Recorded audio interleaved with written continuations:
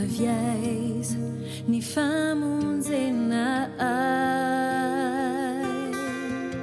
ny famonjenay de avy amin'ny Jehovah lay mpanao ny lanitra sy tany fa indro tsy matoshinare dreana ny piazoay fa miantsay de izy no fialofakora tojo atiao mampandresiay ambagnelany no andrako eny ary tompoko faly miarabanao indray androany amin'ny tia zoma fa 20 volana jona 5 sy 2 ity tadidiko androany mahafinaritra 20 volana jona anniversairen'ny cousinako miarabanazy amin'izao tsy haiko na fa efatra amin'ny 10 taona an'izao any Antananarivo miarabany fanja raha maheno anahy izy amin'izao fotoana zao faly miarabanazy amin'izao tsingery taona an'izao ary miaraba ihany koa atsika rehetrarehetra any amin'izay toerana misy atsika rehetra any androany tsika te hiresadresaka momba n'ilay atao hoe satria nandeha betsaka mihitsy lay fandarana tamin'ny nandeha tamin'ny forum hoe ny trompetra fahenina dia anisan'ny atao hoe ady lehibe fatelo donc hiezaka ako zany araka ny zavatra zay ny anarako mba ahafahantsika mahafantatra hoe marina zany tsy marina zany voalaza zany tsy afaka miteny mihitsy hoe marina na diso satria miovaova be lay fandehan'ilay andro fotoana ary mandeha angana be mihitsy tena tsy hitahitanao zany mihitsy dia tonga amin'ny zavatra tsy apozinao mihitsy amin'izao fotoana zao vahoaka ny feoan'ny faminaninana ny fanay masina na ny herin'i Jehovah no hitondra antsika ary tsy ala ao anatin'ny baibolintsika mihitsyntsika rehefa miresaka zavatra ohatran'izao fanamariana kely tiako atao aminao fotsiny androany dia rehefa manao an'ity zavatra ty ako dia zany hoe mpianatra ako mpianatry Jean Laborde Jean Paul Lagarde eo amin'ny apocalypse donc ny zavatra rehetrarehetra ataoko dia notiko rehetrarehetra dia amin'ny teny frantsay daholy les voix de cette trompette no resahako aminareo androany ao anatin'io tsotra be ny zavatra ataoko mandeha fotsiny ako satria tsy dia ao loatra ny bibeliazy dia manao traduire ako dia traduire ny document amin'izay fotoana zay mialatsiny aminareo mihitsy raha ohatra ka misy zavatra tsy mety amin'ilay fiteny gasy satria miezaka ako manao zavatra amin'ny teny gasy hoetiko ampidirana fotsiny iny zavatra iny aoka ho an'ny fanay masina no hitatana rehefa mitatana zavatra ohatran'izao fa tsy manaonao foantsika rehefa manao indrindra rehefa miresaka an'ity bokyny apokalypsia sy Daniel ity apetratsika eo an-tanan'Andriamanitra mandrakarivo zany zavatra zany ary angatahantsika ny herin'ny fanay masina anampy antsika mba tsy hivoana ao anatin'ny soratra masina fa mba hiaraka amin'ny soratra masina mea sy ampianatra antsika tsirairay avy afaka manao commentaire ianao raha hitako dia valiko rehefa tsy hitako moa dia ho hitako ihany zay anaovana anazy na manaraka ako mamaly anazy apetrako quand même hoe réaction na commentaire amin'izay hitako ny commentaire anareo na mandeha na tsy mandeha alors apetratsika amin'Andriamanitra ty fandaranty angatahantsika ny herin'ny fanay masina hitondra antsika tsirairay avy amin'izany lalana zany ary ny herin'i Jehovah ny anjelin'i Jehovah hiary antsika ny tokantranontsika tsirairay avy any mba tsy ho tapaka ny jiro androany satria ratsiratsy ny andro aty aminay aty ary apetratsika am-pelantanan'i Jesosy zany vavaka zany raha hiresadresaka momba ny apokalypsa toko fasivitsika na ny hoe trompetra partirany 13 ka hatrany amin'ny 19-20 any dia mila mitandrina tsara satria nisy zavatra nivoaka ny teny nanao hoe ona reny filazako azy aminareo ny teny nanao hoe ny ady lehibe azo lazaina hoe ho trompetra fahaenina ve ny ady lehibe fahatelo zany zavatra zany dia mila eritreretina tsara mila atao réserve mila dinihana tsara fa tsy azo ataony tonga dia miteniteny fotsiny ohatran'izany hoe azo ho raisina ohatrany hoe ny amin'ny ady lehibe fahatelo ve dia ina moa hoe trompetra fahaenina alohan'izany aloha dia tsara ngamba mahafantatra ny fiandohan'ny fitsaran'ny tranon'Andriamanitra hatramin'izay nanomboka tamin'ny 1844 ka hatramin'izao andro andehanantsika zao dia zany hoe tsy maintsy mijery ny fametrahana ny fitsarana ao amin'ny toko faefatra sy ny toko fahadimy isika. Zany hoe ny fanokafana ny tombo-kase efatra voalohany dia mifanaraka amin'ny baikony misiona fa tsy amin'ny fitsarana mihitsiny. Amin'ny tombo-kase fahadimy dia manomboka ny fitsarana marina. Tsy maintsy ohatra antsika ka hijery ny tombo-kase ny trompetra fahenina dia tsy maintsy miverina makany amin'ny tombo-kase fahenina sy ny tombo-kase manomboka any amin'ny tombo-kase zany na hoe so manomboka any amin'ny fitsarana marina. Araka ny tokony ho izy dia manomboka amin'ny maty ary ireo maty ireo dia miandry amin'ny fitsanganana maty. Ity lahatsoratra momba ny tombo-kase fahadimy ity dia iray amin'ireo andinin'ny soratra manan-danja indrindra. Zany hoe tsy maintsy dinihana tsara mihitsy io toko eo amin'ny tombo-kase fahadimy io zany mampiseho fa ny fitsarana ny tranon'Andriamanitra dia manomboka amin'ny fotoana iray eo amin'ny tantara. Zany hoe raha hodiniantsika izy dia hiaraka hamakintsika ny zafady Daniela toko 7:1 ka hatramin'ny 10 izay milaza hoe mbola ijery ihany aho mandra-pametraka ny seza fiandrianana ary ny fahagola no mipetraka teo. Ny fitafiany dia fotsy toy ny fanala ary ny volondohany dia toy ny volon'ondry madio. Ny seza fiandrianana dia lelafo ary ny kodiany dia afo mirehitra. Ony afo no nivoaka sy nandeha avy teo anatrehany. Arivariva no nanompo azy ary alinalina no nitsangana teo anatrehany mipetraka ny mpitsara ary novelariny ny boky. Maninona ako no miverina kely any amin'ny tombo-kase fa tsy tonga dia miditra any amin'ny trompetra directement. Misy antony matoa amin'ny teny anareo zany.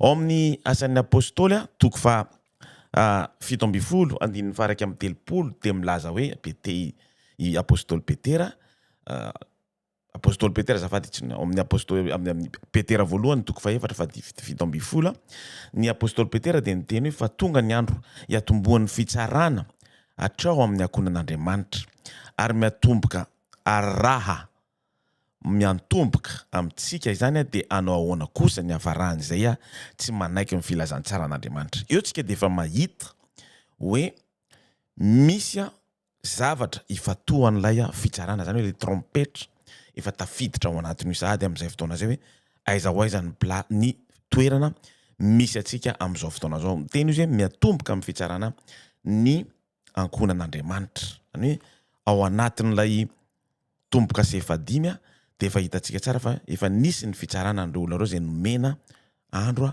nomena fialan-tsasatra izy izay ho teneniko anareo atsoatsy.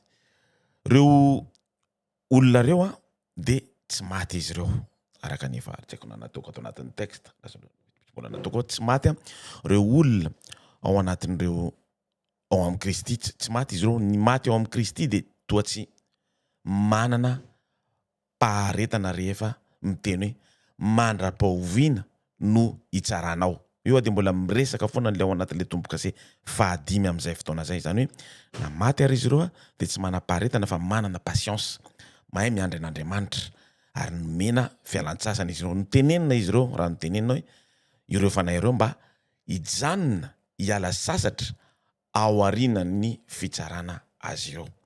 Dia mazava tsara ny tenin'ny lahatsoratra fa tsy miakatra any an-danitra avy hatrany izy ireo fa miandry ny fitsanganana amin'ny maty amin'ny fiverenan'i Jesosy.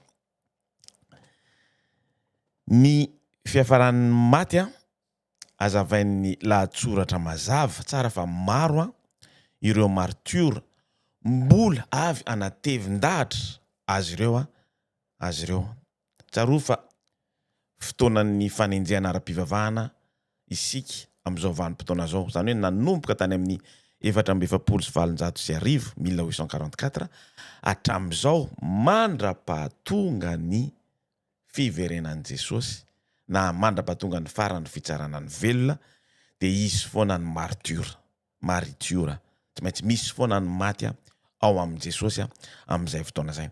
Izay ny tokony zany no ambaran'ny toko fa 7 ao amin'ny Apokalipsy 7 manao hoe ary nare feo avy tany an-danitra ao nanao hoe soraty sambatra ny maty dia izay maty ao amin'ny topatra amin'izao.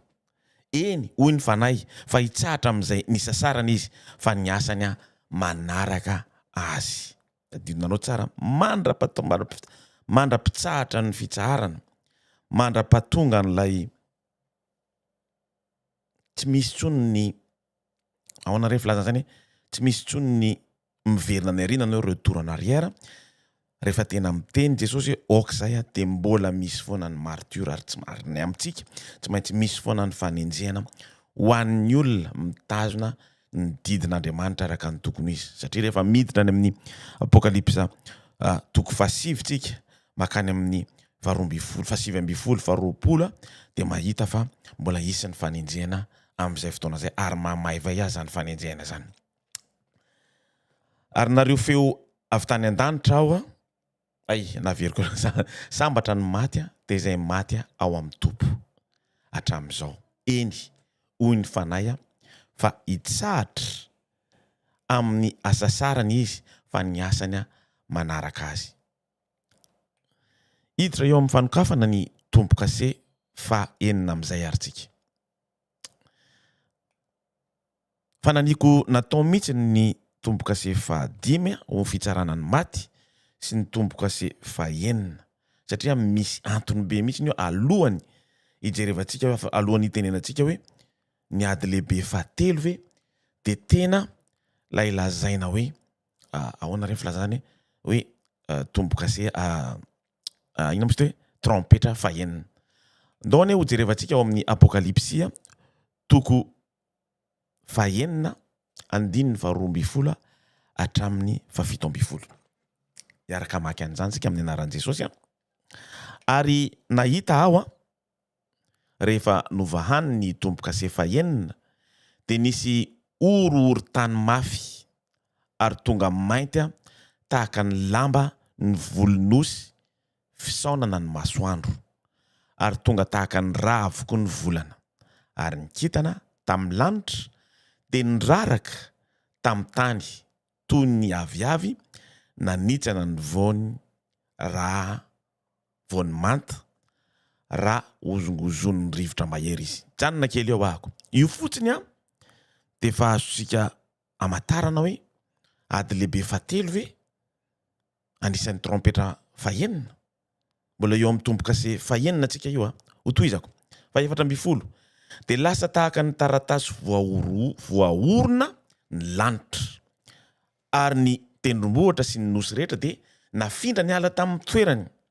Efa niseho ve zany zavatra zany ohatra anankiray zay toizantsika eny ary ny mpanjaka ny tany sy ny lehibe sy ny mpifeo arivo sy ny mpanan-karena sy ny lehilahy mahery mba amin'ny andevo rehetra sy ny tsy andevo rehetra dia nihery teo amin'ny lavaka sy tao amin'ny vatolampy eny an-tendrombohitra 20 ary hoy izy tamin'ny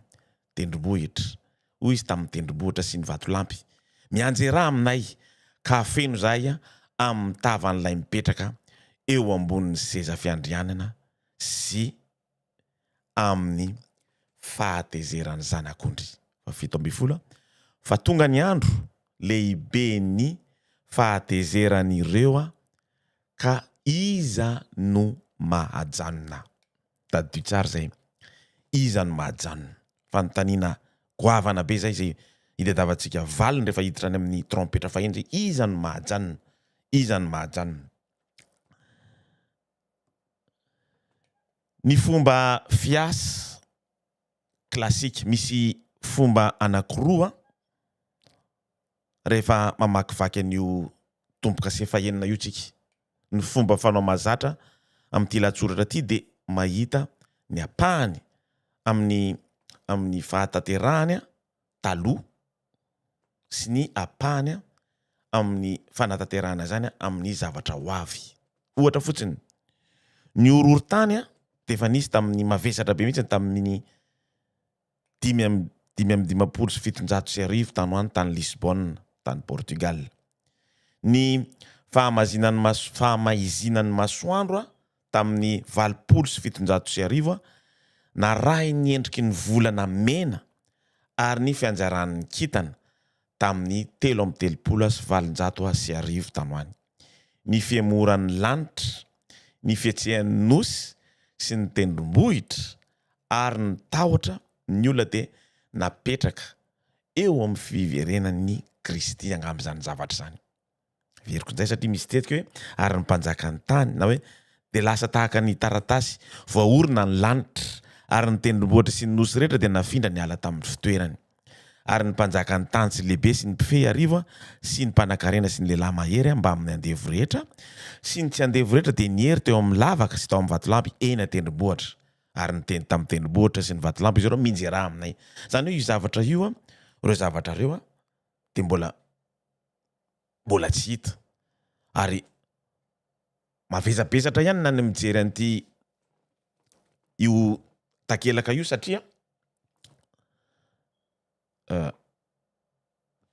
satria mahatonga anahako miteny anareo tsy azo zaraina anankiroa le izy.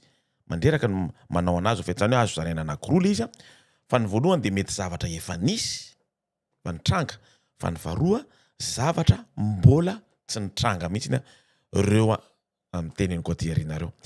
Amin'ny ito lahatsoratra ito dia misy fahasarotana kely rehefa mamaky azy ianao. Voalohany raha mandinika tsara ianao dia ny lahatsoratra resahana dia tsy mamela teny ho tapaka na amin'ny teboka ray ary.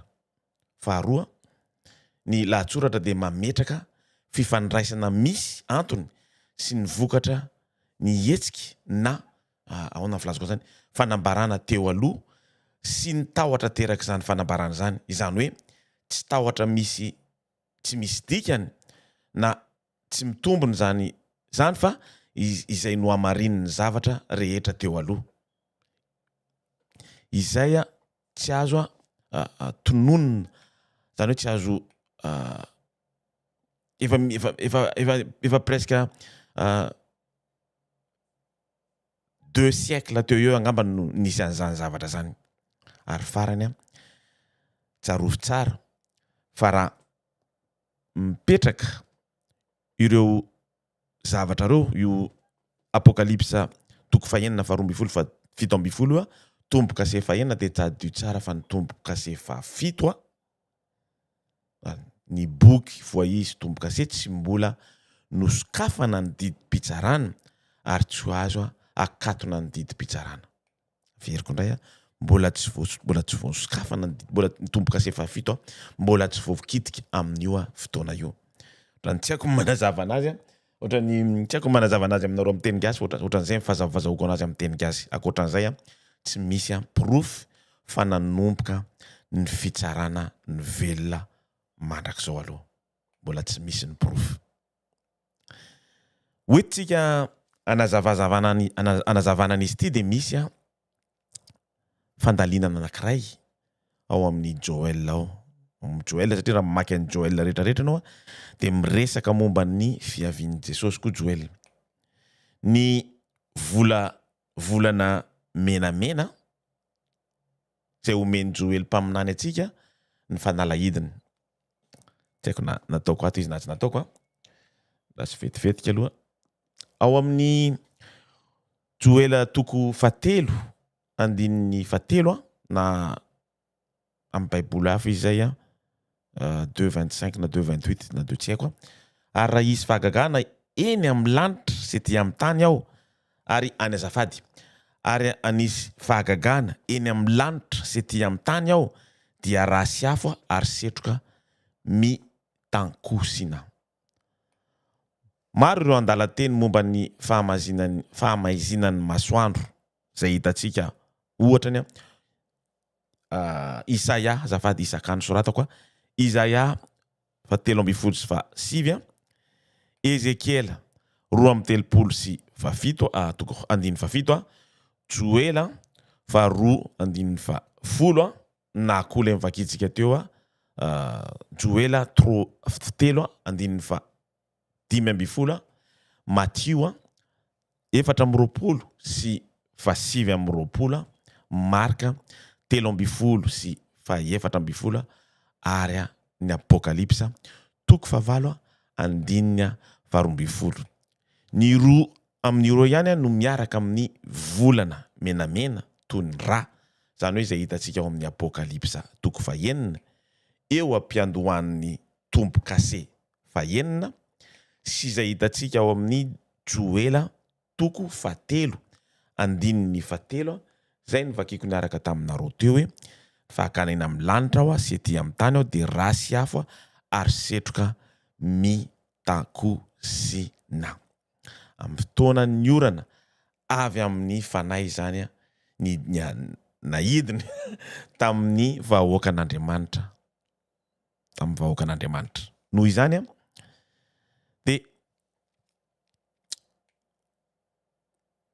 alalintsika onandre filatsako an'izany odinitsika fa ireo sehatra roa ireo dia mamaritra ny zavatra nitranga iray ihany ary avy eo dia anamarina isika fa mifanaraka amin'ny vanim-potoana izy ireo.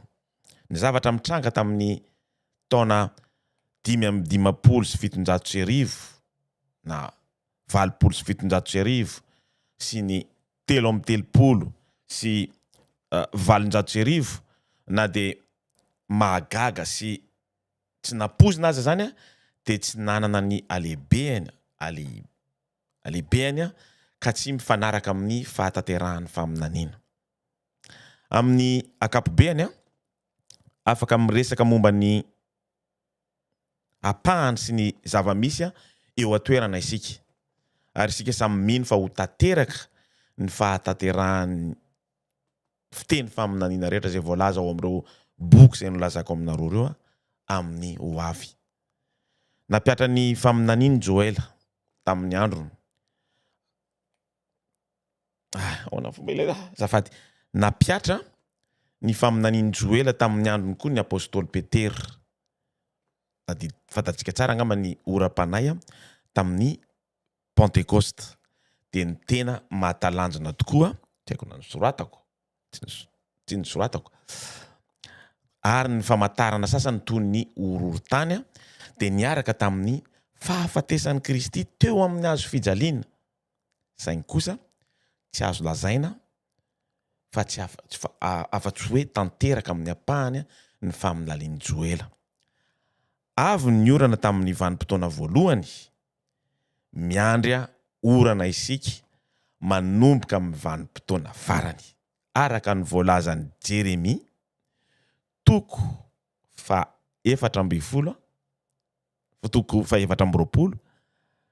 zay oampisehoko anao ary tsy manao anakapo akory aoka isika matahotra ny Jehovah Andriamanitsika izay mandatsaka ranon-orana dia ny lohaorana sy ny farahorana amin'ny fotoana ho avy ary ireo herinandro voatendro amin'ny fararano dia tandremany ho atsika.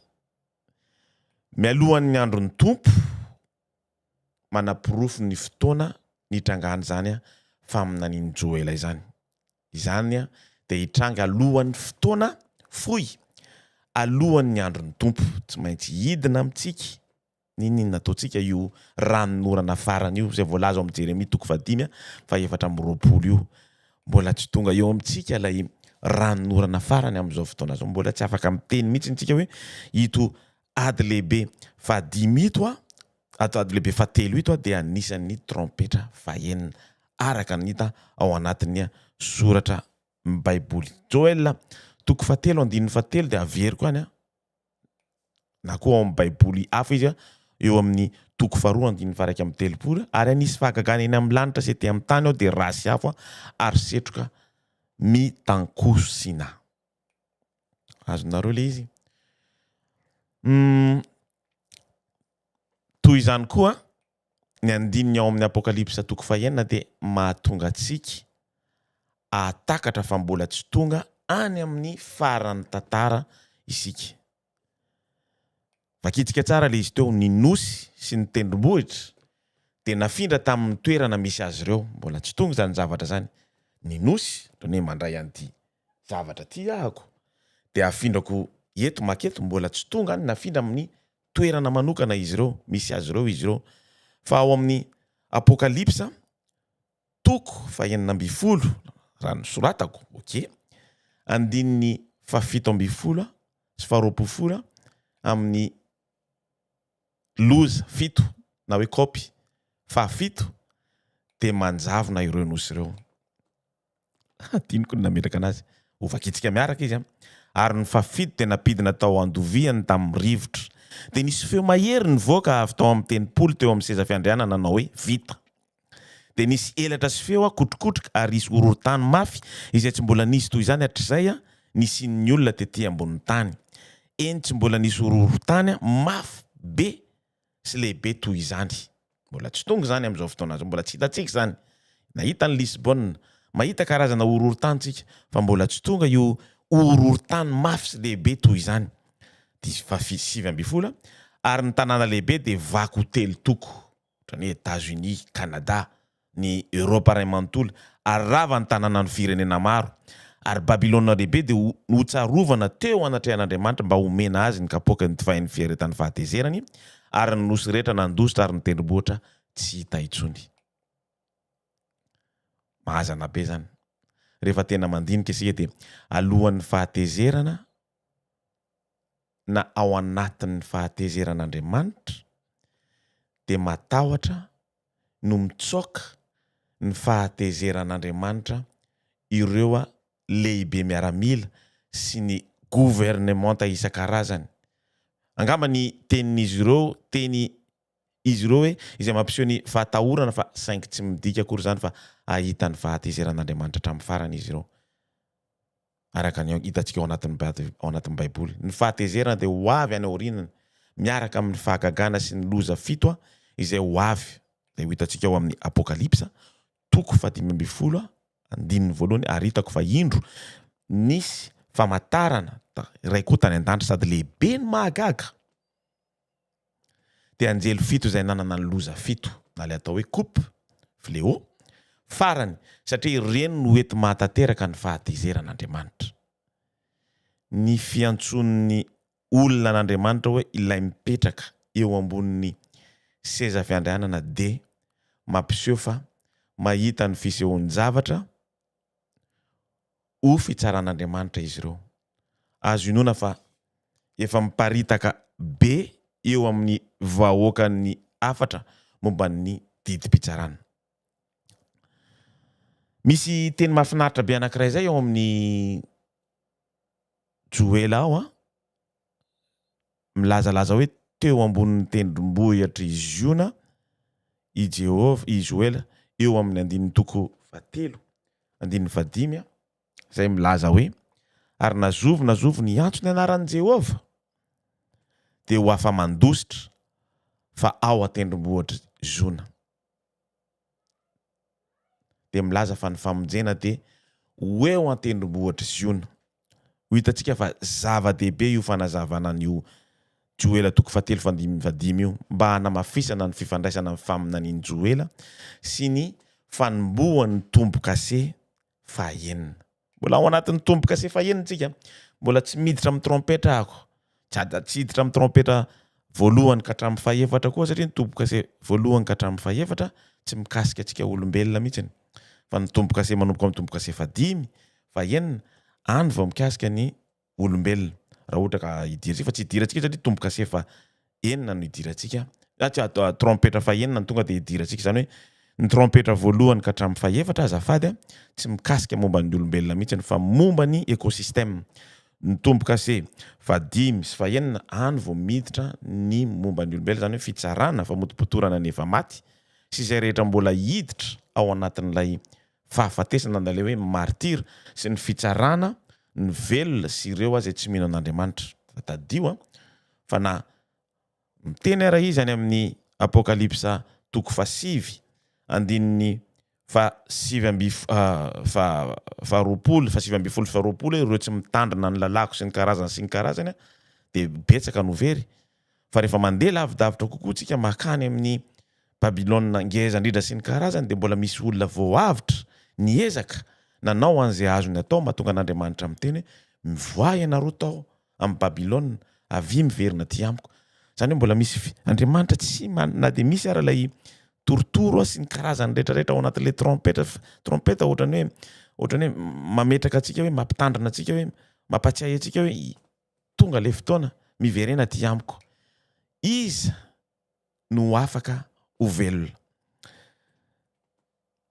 Satria tsy afaka mihitsy antsika hiteny hoe efa miditra ny trompetra fahaenina nefa tsy mahafantatra iza no afaka ho velona. Izany ny fanontaniana petraky ny olona tsiraray avy na kely na lehibe na lehilahy na vehivavy manoloana ny alehibean'ny zava-mitranga eo masotsika amin'izao fotoana zao. Izany hoe na ny fanontaniany ao anatin'ny Joel ary zany ao anatin'ny Joel iza no afaka mataty an'izany zavatra zany. Iza. Izany no fanontaniana ho azy ireo tsy misy valiny fa ny ray izay mahita ny anankiray ao amin'ny soratra ara-paminaniana. Fanontaniana goavana be napetraka ao amin'ny Joel amin'izany fotoana zany hoe iza no afaka mahita an'izany zavatra zany. Na iza miantso ny anaran'ny tompo tsy napetrako zafady.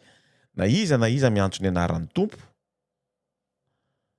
Joel 2:2-3 sisa velona izy ireo, sisa tavela ary mijoro eo atendrombohitry Ziona. Inona natao hoe 144 000 zafady tompoko. 144 000. Ny famaritana azy ireo dia manaraka avy hatrany ny fanontaniana ary manana jo eritreretina isika fa izy ireo no valiny. Ao amin'ny toko 410 dia manaraka ny zanak'ondry izy ireo izay hitantsika ao amin'ny écran na aiza lehany ary mba ahafahany mametraka azy ireo eo anivon'ny ireo izay miantso ny anarany hoe tompo eo atendrombohitry Ziona izy ireo. Apokalipsa toko 4:2. Ireo le antsoina hoe voaloham-bokatra. Zay ny fomba hitenenako anazy. Premisy voaloham-bokatra. Ary hitako fa indro ny zanak'ondry nitsangana teo atendrombohitry Ziona ary nisy 4,400 zafady sy ray hetsy momba ary samy manana ny anarany sy ny anarany ray ny voasoratra eo amin'ny andriny. Voaloham-bokatra. Apahany amin'ny sisa tavela ihany ary no asehon'izy ireo afaka mihevitra ary isika fa efa matotra izy ireo talohan'ny hafa. Raha tsy voatendry mihitsy lay 144 000 reo no ahafantarany hoe matotra hiaraka amin'i Jesosy tsy mbola mipondraka mihitsy ny trompetra fahaenina. Ao aorianan'io dia misy koa natao hoe vahoaka teo anoloany ny seza fiandrianana. Fanontaniana hoe qui peut iza no mahajoro dia mampiasa ny teny grika manao hoe istemi, zany hoe midika hoe afaka mijoro, afaka mitraka. Ny fandika teny arabaky teny kokoa dia midika hoe iza no mahajoro na hoe qui peut subsister eo anoloan'ilay mipetraka eo ambonin'ny seza fiandrianana. Ary ny vahoaka mitsangana mahitsy eo anoloan'ny seza fiandrianan'Andriamanitra mamaly ny fanontanian'ny olona mametraka fanontaniana 144 000 sy ny vahoaka teo anoloan'ny seza fiandrianana. Amin'ny fahatakarana fa ny vahoaka eo amin'ny toko 7 dia valo ny fanontaniana hoe iza no mahajoro. Mila miverina mamaky any amin'ny toko 7 tsika. Zafady tompoko. Dia fantatsika fa ny toko 7 dia apahany manandanja amin'ny fanokafana ny tombo-kase fahaenina. Raha mbola tsy misokatra ny tombo-kase fahaenina, mbola tsy mipotra mihitsy ny trompetra fahaenina. jerefo tsara ty texte ampisehoako anareo ty. Apokalipsa 7:1-7 ary nareny isan'ny voaisa tombo-kase aho 4:4 amby iray hetsy no voaisy tombo-kase avy amin'ny tamin'ny fireneny zanak'Israely rehetra. 7:7 rehefa afaka izany dia hitako fa indreo nisy olona betsaka tsy tambo isaina avy tamin'ny firenena rehetra sy ny fokom-pirenena sy ny olona ary ny samy afafiteny nitsangana teo anoloan'ny serviana seza fiandrianana sy teo anatrehan'ny zanak'ondry ny akanjo fotsy lava sady ny tana sapandrofia teny atanany. Ny anankiray nahare 7 rehefa nitodika izy dia nahita vahoaka marobe. Amin'izay fotoana zay ny fomba ieritreretana n'io io lahatsoratra io dia ara-paminaniana ilazana satria nahare izy raha ny teny na ino feo izy 144 000 fa rehefa nitodika nijery izy vahoaka marobe tsy andro isaina ny ao anatiny ao. Nefa rehefa nanazava koa ny toyan'io apokalipsa 7 io dia nitenena teo daholo hoe zao ny taranaky robina, zao ny taranaky anina, zao ny taranaky anina sy ny taranaky anina sy ny karazany. Ao anatin'io koa dia misy manaraka mety manao an'izay misy texte manazava fa misy am'ireo samihafa ny voatendry 12 tatana ny Israely tamin'ny androny nisan'ny Moizy nanomboka nanaovana anazy dia misy fotoana nisy nasorona ny anankiroa dia misy soloana ny Benjamina zanak'i Joseph dia misy tsy tao koa tsy tadidiko tsony mila mamerina an'izay mihitsy antsika amin'izay fotoana zay zany mahafinaritra ana amin'izy ity hatramin'ny alina ako va tonga tamin'ny 12 ako zafady miantso ana mivadiko avelantsika aloha izy andeha tsy valiana fotsiny. Tombo-kase 9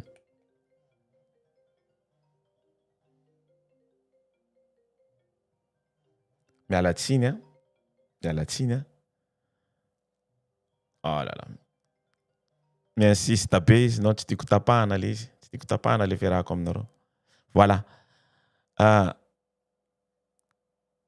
misy ny anjely efatra mifatotra satria rehefa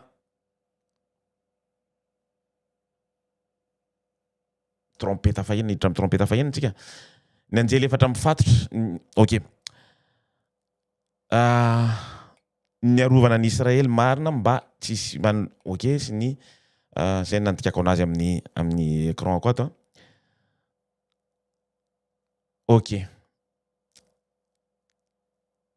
rehefa afaka zany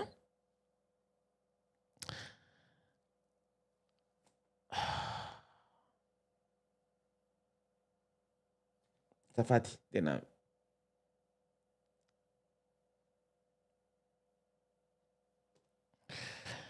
tonga dia hiditra antsika tena tsy tadidiko. Rehefa afaka zany dia hitako fa indreo nisy anjely efatra nitsangana teo amin'ny vazatany anankiefatra ny azona ny rivotra efatra tamin'ny tany mba tsy nisy rivotra hitsoaka amin'ny tany na amin'ny ranomasina na amin'ny hazo akory aza.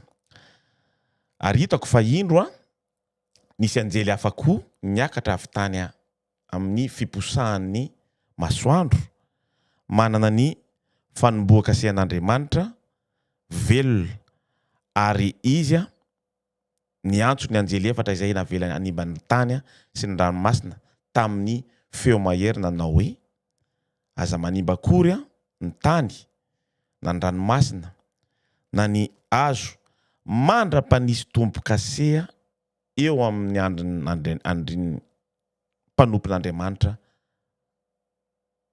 ary nareny isan'ny izay voaisan'ny tombo-kase aho 4:4 amby ray hetsy no voaisy tombo-kase avy tamin'ny fireneny zanaky rehetra Israela rehetra.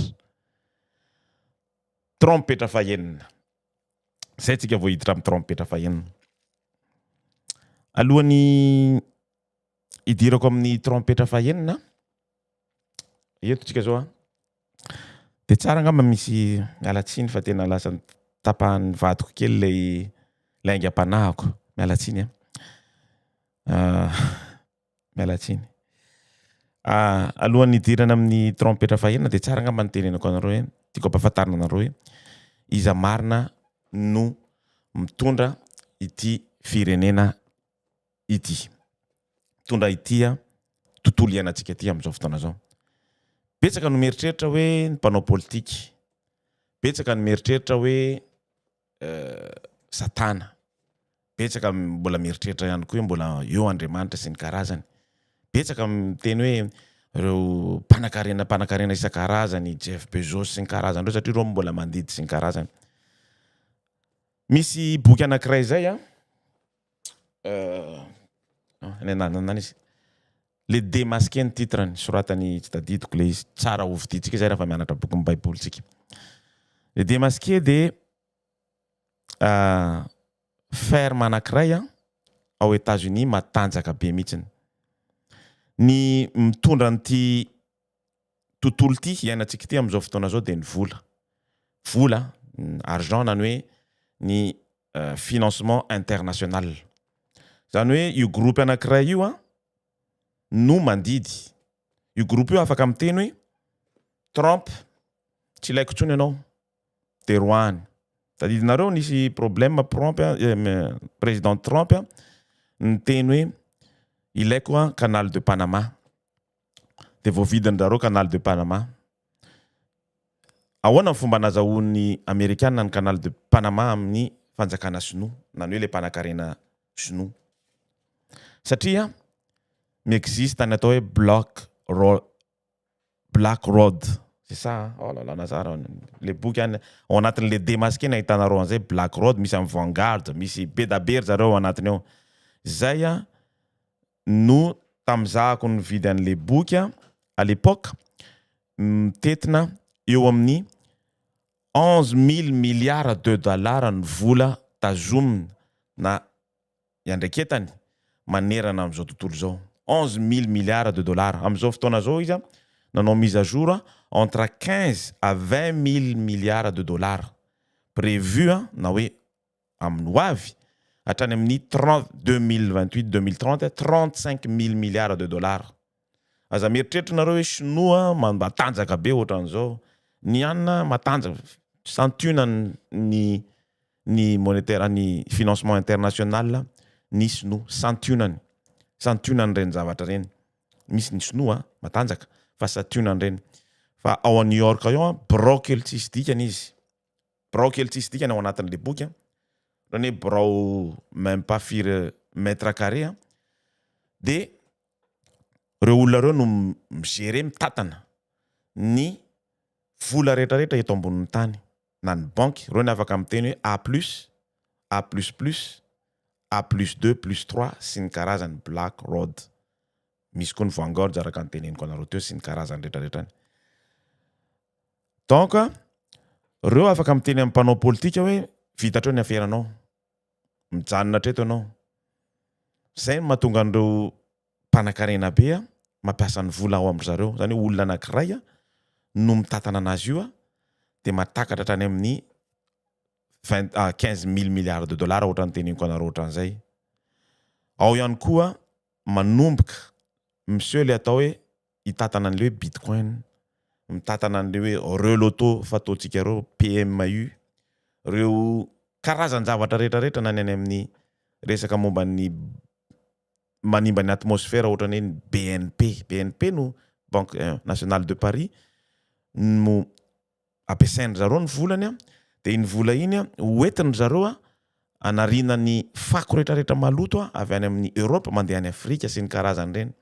Ao anatin'ny faminanintsika zao ao anatin'ny faminaniny. Raha ohatra nareo ka tena satria le boky tsy janona elo amin'le boky fa hoe le démasqué ho soratako eto amin'ny anina eto izy nanoratra an'le izy rehefa vita le vidéo. Fa roa manarakaraka an'izany depuis an'ny 1950 tany hoany ny existe ny Walter Board izay raha tsy diso ako. Mila miverina mijery ako.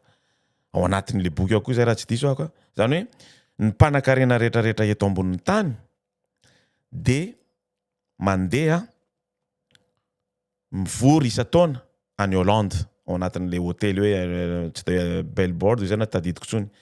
tsy azo idirana mihitsy ny afa-tsy ry zareo ihany miditra ao anatiny fa nandalo tao Trump, Elon Musk, Jeff Bezos, fa nandalo tao i Rothschild, fa tsy nandalo tao ry zareo tsy maintsy mivora foana zareo isa-taona tsy fantatra hoe inona ny zavatra tenenin zareo ao anatiny io fivoriana io isa-taona.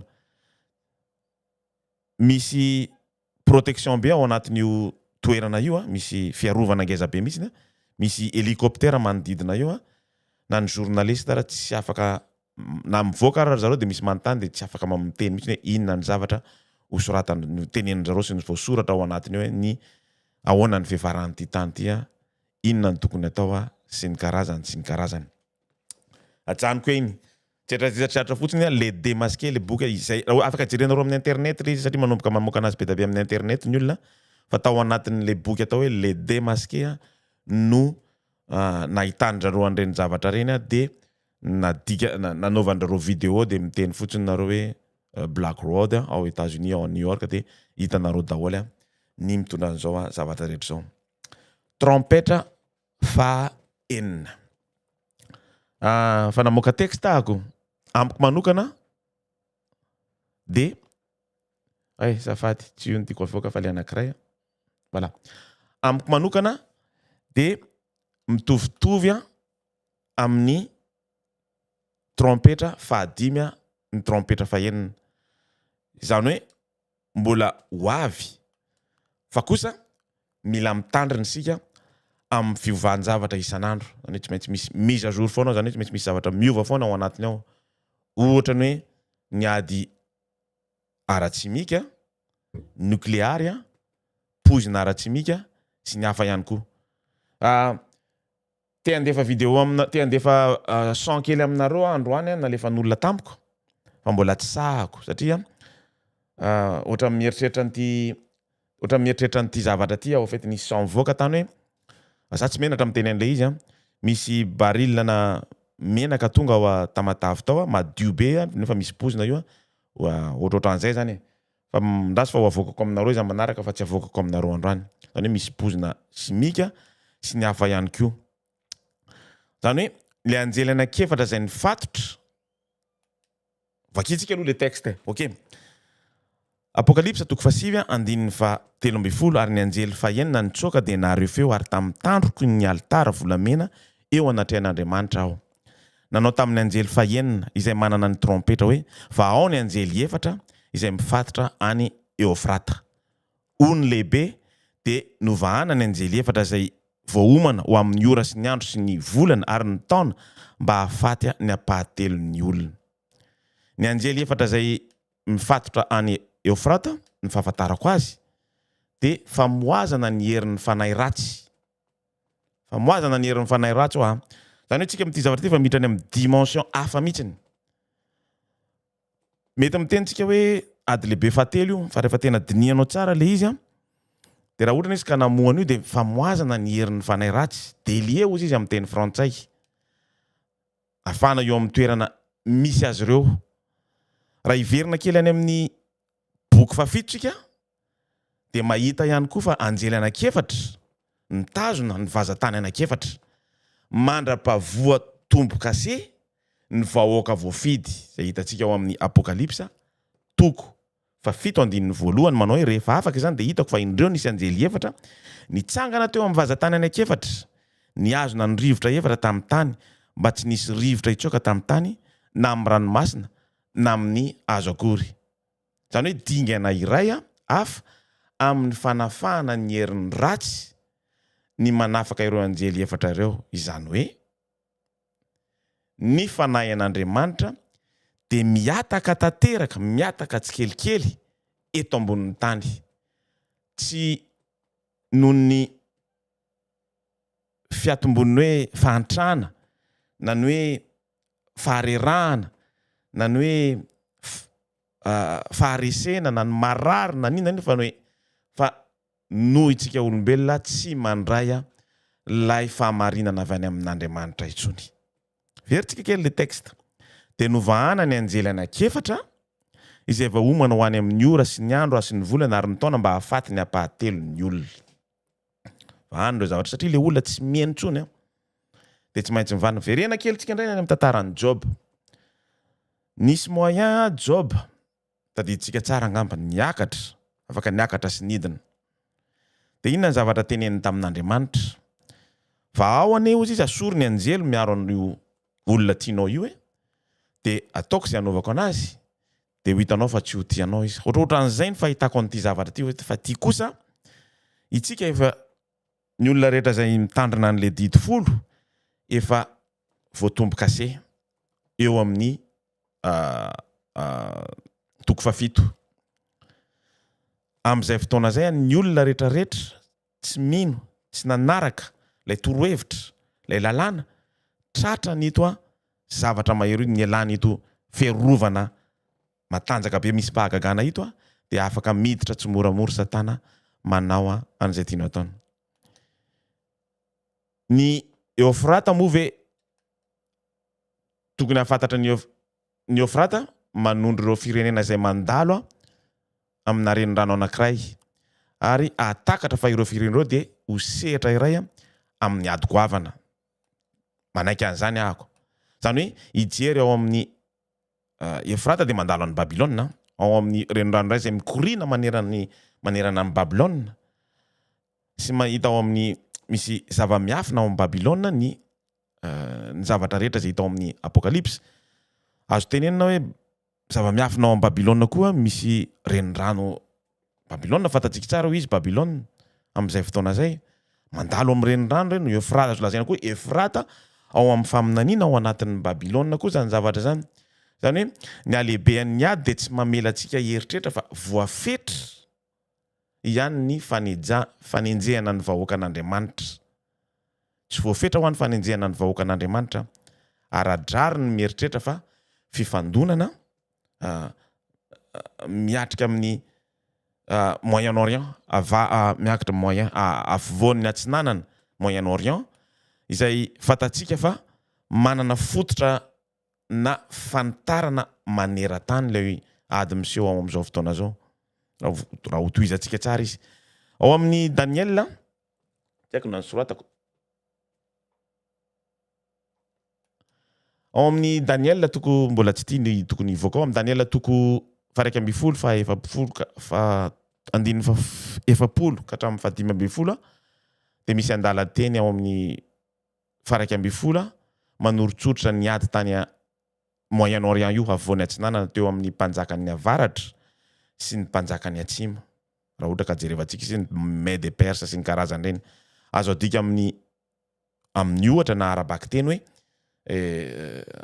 azany zavatra zany sainga ny rendrarendra amin'ny antsipriany ara geografika de mitodika mafy amin'ny fandikana arabaky teny ny andininy manaraka de manome famantarana mahaliana momba ny vanim-potoana ny famantarana ny Mikaela de tsotra fantatsika tsara fa Mikaela Jesosy nasany eo avokako aminareo izy ao amin'ny Daniel toko faharoa amby folo faray ary amin'izany andro zany de hitsangany Mikaela andrian-dehibe zay mitsangana hiaro ny zanaky ny firenenao ary isy andro fahoriana izay tsisy tahaka azy hatr'izay na siny ny firenena ny siny firenena ka hatramin'izany andro zany ary amin'izany de ho afaka ny firenenao de izay rehetra hita voasoratra ao amin'ny boky i Jesosy no mpiaro atsika ilay mpiaro atsika izay hitatsika ao amin'ny John toko voalohany andininy faharoa voalohany manao hoe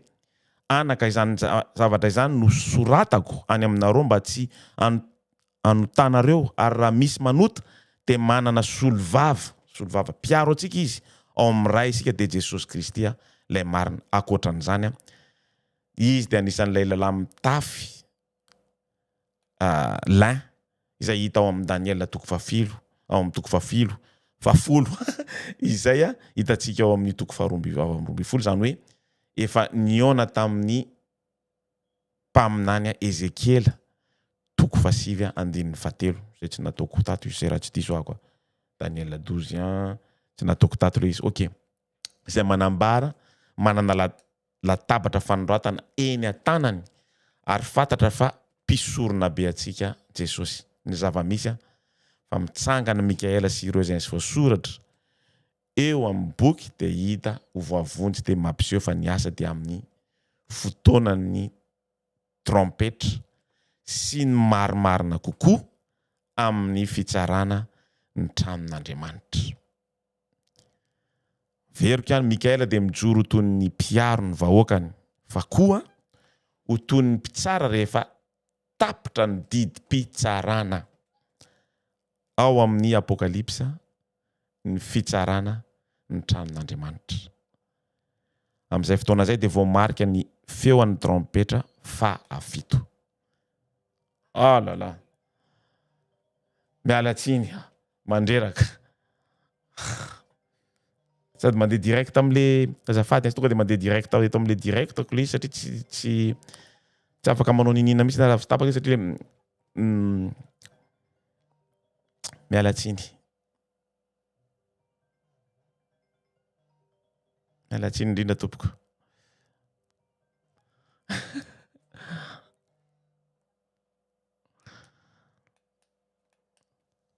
Farany ny fitoviana dia mitohy amin'ny andro fahoriana nambara ao amin'ny Daniela 2:12 toy ny fotoana ny fahatezerana dia nambara ao amin'ny trompetra fahafito ao amin'ny Apokalipsa 1:20 ka hatramin'ny 9:20. Misy ifandraisan'ireo zavatra ireo ary tezitra amin'ny firenenao maro ary tonga ny fahatezeranao sy ny fotoana hitsarana ny maty sy hanomezana ny valim-pitia ny mpaminany mpanomponao sy ny olona masina ary izay matahotra ny anaranao na kely na lehibe ary mba hanimbanao izay manimba ny tany. Misy ifandraisan'ireo tena anankiroa ireo. Voilà. Vonona ve tsika ho any amin'ny ora, andro, volana ary taona ary ny anjely 4 izay efa voaomana ao amin'ny ora ary ny andro. Naveriko ihany ve zany zavatra izany? Ao amin'ny andro ary ny taona dia novahana ka mba hamono ny ampahatelon'ny olona. Verina any amin'ny Apokalipsa 9:16-18 tsika ao anatin'ilay hoe trompetra fahaenina. Indraindray dia noraisina ho toy ny faharetan'ny fotoana izany sainga toy ny teboka fanomboana mazava izay efa nomanina efa meloa. Ny ady voalohany tao amin'ny golfa dia manome ohatra mahavariana amin'ny toe-javatra mitovitovy amin'ity zavatra miseho ao amin'ny Apokalipsa 9:16-18 tamin'ny 15 ny volana febroary 1977 ohatra tamin'ny misasak'alina tapitra ny fotoana farany nomen'ny Amerikanina ny Iraka. Vonona niatrika ny fanafiana avokoa ny tafika Amerikanina sy ny mpiara-dia rehetra tao aminy. Azy nona fa izy toe-javatra mitovitovy amin'izany koa amin'izao fotoana izao amin'ny andro ivoahan'ny trompetra fahaenina voakany eo amin'ny faritra misy any Israely sy ny tafika firenena misolo tena ny Eufrate na ny fanjakana varatra sy ny mpiara-dia aminy. Azo tenenina zany. Somary ohatrany mahatalanjona le izy. Ohatra tsika zao hijendratsika hoe ary toy izao no hitako ny soavaly teo amin'ny fahitana sy izay nitaingina azy. Tadio satria misy ito soavaly ito dia misy toko fa 9 ary ny isan'ny miaramila soavaly dia 2 analina na reny isany ao. Raha ohatra ka manome anahako ny lesona ohatran'izao i Jean-Paul Lagarde dia ahoana filazany ity moa hoe manao anina isaky ny texte izy dia anjarako no mikaroka. Anjaran'le mpianatra zany no mikaroka hoe inona indray ny zavatra mitranga amin'izay fotoana izay. Ny ahako ho anahako rery raha mahita ny isan'reto soavaly reto ahako 2 alinalina zany hoe hatrany amin'ny 200 milliards non 200 millions na tsy haiko ohatran'izany fahitako anazy 2 alinalina na reny isany izy dia mijery koa ianao 144 000 dia na reny isany izy. Dia eto ohatra mieritreritra satria ny namantsika rehetrarehetra dia mahita an'le hoe vava miteny dia mieritreritra izy hoe zay no hitany i John dia tsy afaka apôstôly John dia tsy afaka mamaritra izy hoe misy sara mety manomboka hoe mandefa an'ilay bombe atomika. Zany ndray nefa ohatran'ny mieritreritra hoe anahako manokana zany avis personnel zany opinionko personnel ohatran'ny mieritreritra hoe raha mahita an'ity soavaly roa nalinalina ity ahako betsaka kokoa no le 144 000 donc le but ny satana amin'io nieritreritra izy hoe amotika an'ilay 144 000 nefa ohatran'ny fitoerany lasany izy indray no ohatran'ny potika amin'ny fotoana io satria ao ambadika an'io zavatra ao aoriana kely ao izy ohatran'ny miteny voatona koa reto miaramila reto ary nisan'ny miaramila soavaly dia 2 alina na renisana izy ary dia hitako ny soavaly teo amin'ny fahitana sy izay nitaingina azy nanana sarotratra ny volonafo sy ny hyacinthe inona ny hyacinthe tahaka ny lohana voilà ny solfara lohan'ny soavaly dia tahaka ny lohana liona ary nisy hafa sy setroka ary solfara nivoaka avy tamin'ny vavany no tafian'ny dia mifatelo hoe roloza telo reo dia ny afo sy ny setroka ary ny solfara izay nivoaka ary tamin'ny vavany no nafaty ny apahatelo-ny olona.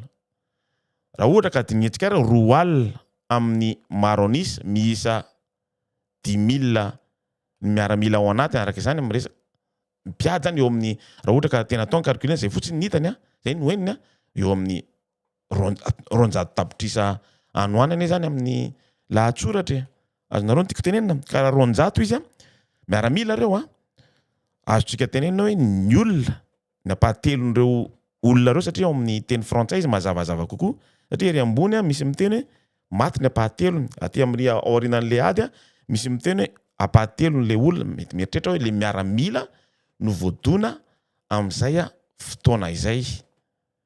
Raha ohatra ndray izy ka miteny hoe ny setroka ary ny solfara sy ny karazany iny dia marina be le zavatra niteneny mety mivoaka avy any amin'ny guerre mondiale na hoe guerre nucléaire na hoe bombe atomika sy ny karazany zany zavatra zany nefa kosa azo lazaina hoe misy zavatra ny afo sy ny solfara dia fitaovana anankiray eo amin'ny fandringanana. Ny afo sy ny solfara dia mivoaka amin'ny vavan'ny soavaly zany hoe ny setroka no singa fahatelo zany hoe manimba sy mahatonga ny famonoana ny apahatelo-ny olona ny lehilahy zay filazana azy amin'ny teny frantsay na amin'ny dika teny grika ao anatin'le fampianarana ny lehilahy. Donc amin'izay fotoana zay tsy le olona no voadonan'io zavatra io fa zavatra ohatrany eritreretiko hoe zareo saika amely an'le 144 000 araka amin'ny fahalalako anazy dia izy indray no ifitoeran'ilay zavatra dia nahatonga ny zareo maty zany hoe le miaramila mety maty na tena misy ady tokoa eo amin'izao fotoana zao. Zany hoe fomba fiasa arabaka teny dia afaka mahita fiara tafondro entona misy pozina tsy zava-baovao ane zany araka ny teknika efa voalazako taminareo tery amboloany saingy kosa mbola misy mety zavatra lavorasy sy ampiasaina amin'ny sehatra midadasika zany zavatra zany mety zavatra tsy apozinao satria ho asorona delie lay anjely anakefatra mba hahafahan'ny satana sy ny akolitany manao an'izay tiany ataony ary fatatsika tsara fa satana mavita zavatra tsy vitany nandefa rivo-doza sy ny karazany reny donc afaka mamoaka ihany koa izy solfara mamoaka ihany koa izy pozina miala avy any amin'ny tany any ary eo ahako no miverina any amin'ny tantarany tamina metraka tombo-kasehany Jiosy tao a Egypte tamin'ny andron'ny Mosesy ny anjely dia nisy zavatra nalefa n'Andriamanitra ho an'izay rehetra tsy nisy an'io tombo-kaseh io amin'izay fotoana zay. Par contre eto Andriamanitra tsy miditra ao amin'ny ady mihitsiny. Jereo tsara le texte. Andriamanitra tsy miditra ao anatin'io ady io mihitsy Andriamanitra mivoaka ao anatin'io ady io fa miaro ny vahoakany. Efa voaro ireo vahoaka io raha vao mandefa n'io zavatra io satana. Zany hoe maka ny anjara ny satana amin'izay fotoana zay. Zay ny antony tsy nokofiry an'ilay ady lehibe fatelo atao amin'ilay atao hoe trompetra fahenina. Ao anatin'izany ihany koa azotsika lazaina hoe reo olona manana an'ireo bomba nucléaire na le azo ampiasain'ireo dia samy te hiaro ny tanànany. Samy matahotra ireo. Samy te hampiseho hoe zany manana mafy, matanjaka, samy te haka ny toeran'Andriamanitra reo rehetrarehetra reo. Ao anatin'ireo tsy voatery mihitsy ny iranianina hitoeran'ny satana. Ao anatin'ny bokin'ny faminaniana ao amin'ny apokalipsa, ny satana dia mitoetra ao ambadiky ny zavatra anankiroa. Ny Bible zay raha tsy diso ahako dia Babilôna sy ny karazany. Zany hoe efa manana zavatra hitoerana izy ao anatin'io zavatra io. Tsy hipetraka mihitsy izy ao a Corée du Sud na ao a Chine na any Russie fa efa manana ny zavatra hipetrahana izy. Ary ny problème ny olana io miaro ny territoirany izy misy zavatra atahorany zareo foana ao anatin'io satria le volany manjaka. Tsy anapokany izany mihitsy izy rehefa ataonao ny fandiniana au fait. Raha mba fantatrao hoe ny tompony Amazon dia nividy île anankiray mba ialana amin'ny fipoahan'ny bomba nucléaire io fa ho very fotsiny ny volany.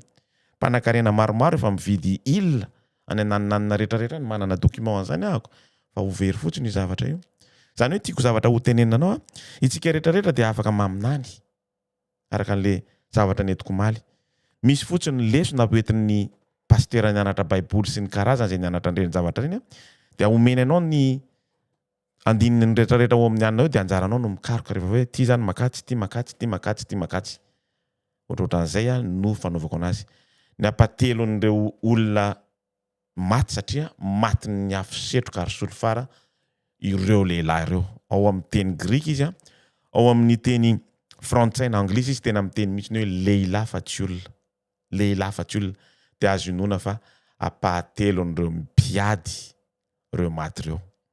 Apahatelon'ireo mpiady satria zanak'Andriamanitra efa misy tombo-kase. Misy voadona ihany koa ny olona fa ny tena voa dia ireo miaramila mpiady. Ny herin'ny soavaly dia eo amin'ny vavany sy ny rambony. Ny rambony mila mijanona elaela eto tsika satria ito koa dia azoko itenenana hoe tsy resaka momba ny inona filazan'izy ity, tsy resaka momba ny ady lehibe fatelo mihitsy ny rambony ity. Ny rambony dia tahaka ny menarana sady manandoha ka nanao ny ratsy tamin'izy. Ny rambony dia ohatra ny serpent inona le any Amerika ity sady misy manenoneno izy tsy tadidiko ny anarany no afa manaikitra. Zany hoe manaitra izy no manaitra.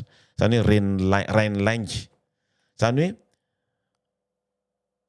ny herin'ny soavaly dia eo am-bavany fa misy hery hafa eo amin'ny rambony.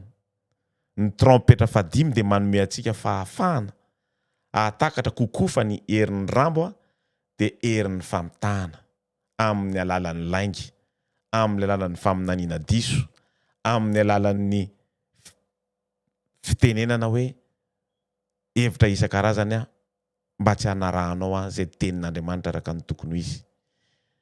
Ity hery ity dia famitahana dia mety natao hanamarinana ny asa fandravana sy ny fandraisana ny vahoaka ho ao anatin'ny hetsika tahaka ny ady. Tadidio tsara zay tahaka ny ady. Misy fitsarana ny velona. Ok, non tsy tohizako tsony izy angamba tahaka ny ady. Zany hoe tadidinareo angamba le zavatra nitranga tamin'ny andron'ny Daniel.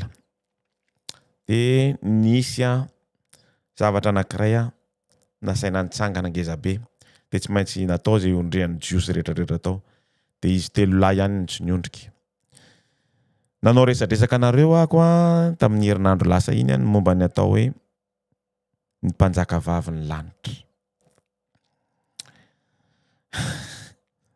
Tadio anisan'ny rambony io zavatra ampiasain'ny satana io.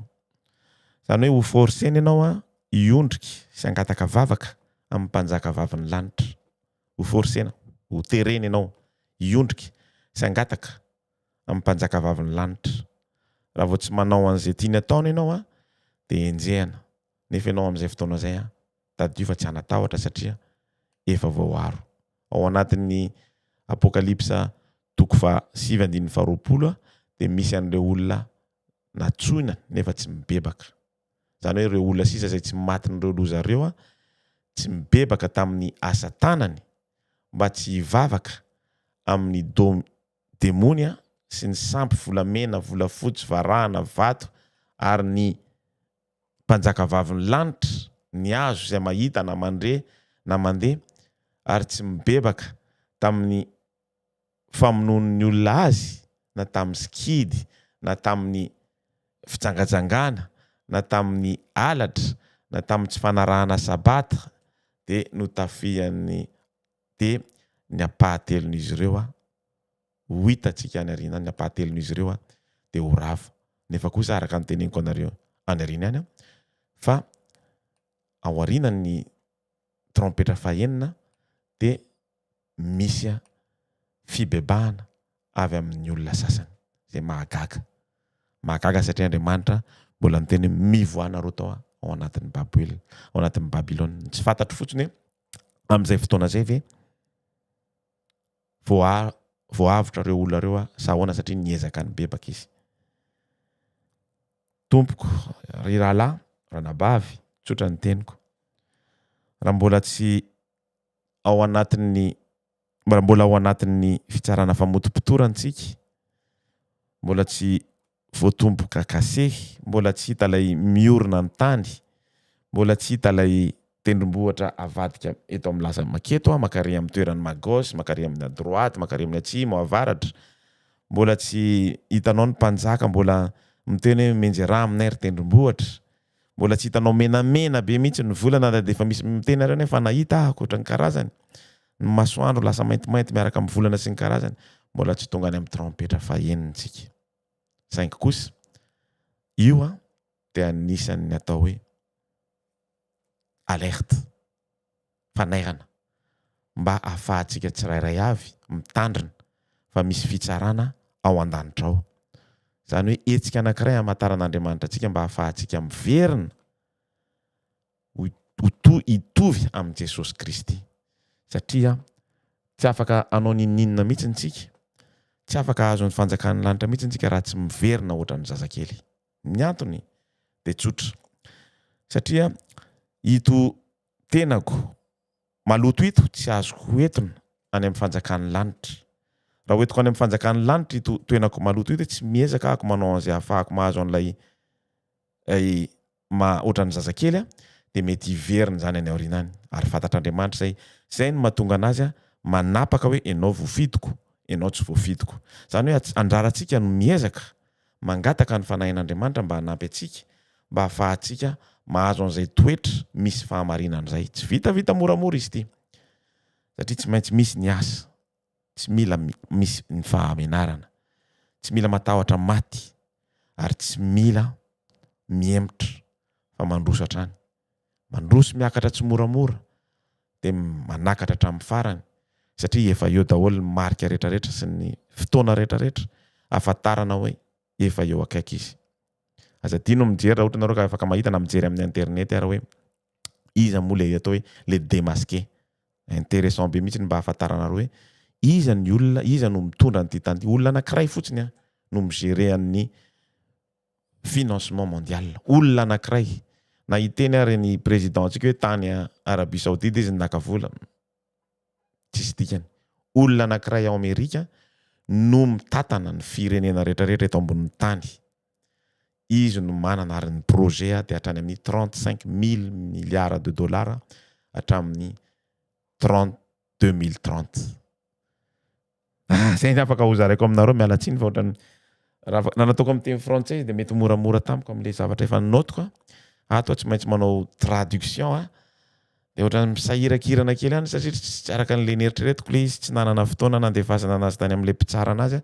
satria tiako atao le izy sady efa meko zavatra be da be izy manomboka isaky ny zoma manao an'ilay momba ny faminaniana tsy andefa anazy an'izany mihitsy ny ahako aza mametsiny ana nareo raha ohatra ka tsy mety lay fomba fiteniko anazy satria nanenina mihitsy na satria mba nanana fotoana tany Madagasikara mba nianarana an'izany teny gasy zany nefa tsy nanao an'le izy fa natao ohatrany tsinitsinina satria nanana projet zany hoe andeha hiaina aty andafy aty de tsy tao anatin'ny saina mihitsy ny tao anatin'ny nany zany aho raha tsisy mahay miteny gasy tena ninenako hatramin'izao rehefa misy an'le ankizy any ampianarana any gasy miaraka amiko de ohatra memezan'ny olona zay enao ny zanakareo tsy mahay miteny gasy zany tsy nampianatra azy teny gasy mihitsy satria tsy te hiverina ny Madagasikara tsony zany amin'izay zavatra zay tiako alefa aminareo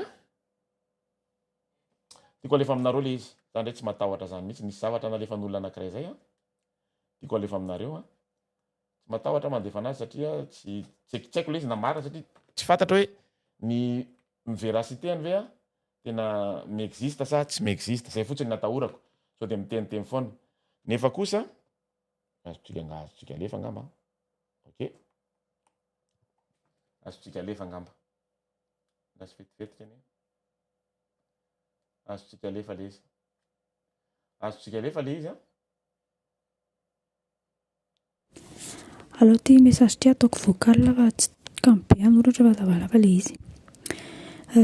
Nisy olona miasa akaiky miaraka amin'ny fanjakana nampafantatra anahako dia mampita le izy fa zavatra tsy azo avoaka sur réseaux sociaux le izy zany fa raha zany tonga dia gagazo fa dia tandremo mihitsy aloha mihinana hanina eny amin'ny sisiny amin'izao fotoana. Raha azo atao zany dia aleo ao an-trano foana aloha no mihinana sakafo nanoana ary dia aleo manao ao an-trano fa misy menaka izay tonga tao emporte ao amin'ny Tamatavy an-Jirama ilay menaka dia tsy hita io menaka io. Dia io menaka io madio be tsisy madio be ohatran'ilay menaka madio be ireny zany tsisy hamantarana anazy mihitsy hoe menaka maloto fa madio be ilay menaka dia miparitaka any io menaka io izao nefa io menaka io dia tena farak'izay toksika. Dia le misy hoe olona maty mahazo Tamatavy ireny tsy marina le resaka hoe mortadelle sy ny godrogodro ireny fa modimody saritsariny fotsiny hoe le sakafo no namparary an'ilay olona fa possible be hoe le menaka efa miparitaka any. Dia iteneno ny olona akaiky anareo mba hitandrina aloha fa tena enjana be le zavatra izay. Indrindra ny zazakely tena aza menamena zavatra hafahafa mihitsy aloha. ok zay ny zavatra eniko vao maraina teo sahako mandefa anazy eto tsy rarahiko mihitsiny mila mitandrina tsika satria ao anatin'ny andro farany amin'izao fotoana zao matoa izy sa mamoaka an'izany zavatra zany sa miteny matahotra ry zareo mamoaka an'ilay izy dia misy antony zany satria misy ao anatin'ity trompetra farany ity trompetra fahaenina satria raha vao miditra amin'ny fafito dia efa presque tsy izy tsony mihitsy ao anatin'izy ity dia misy koa an'ilay atao hoe miezaka ny olona mpanan-karena rehetra eto ambonin'ny tany anitsana na anafoana le atao hoe flux migratoire na le atao koa hoe le olona farany izay tena mahanitra misy but zany hoe horavana satria tsy manana moyen ntsony satria ny réserve mondiale dia za raha ohatra ka misy problème be ohatra ny troisième guerre mondiale sy ny karazany ireny dia tsy ampitsony any réserve mondiale amelomana tsika presque 10 milliards. Donc misy projet manao hoe zay azo vonoina dia azo vonoina misy projet an'izany mihitsiny donc peut-être zay efa tonga any amintsika any na tsy haiko na marina zany zavatra zany na diso fa ny azoko tenenina mila mitandrina tsika mila tenenina amin'ny manodidina araka ny tenenin'ilay nandefa anazy taty amiko iny eo ihany koa ny tokony afantarantsika tsirairay avy hoe na manana anjely ary tsika tadio miaro atsika tadio fa vitan'ny Joba no nandrobany vitan'ny Satana no nandrobany Joba ao anatin'ny ady farany